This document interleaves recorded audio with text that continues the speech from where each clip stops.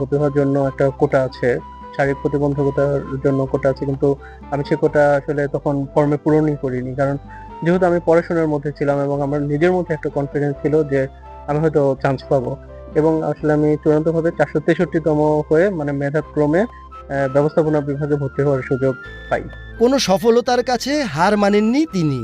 40তম, 41তম ও 43তম বিসিএসে অংশ নেন নিজেকে প্রস্তুত করতে।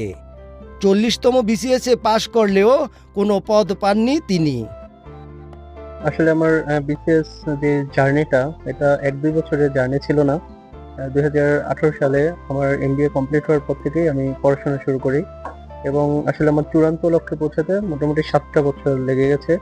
ধারাবাহিকভাবে 6-7টা ভাইবা দেওয়ার পরেও যখন চাকরি হলো না, তখন আসলে আমার মনের মধ্যে এটাই শুধু মানে ঘোরাফেরা করেছে যে হয়তো শারীরিক প্রতিবন্ধকতা থাকার কারণে যে আমাকে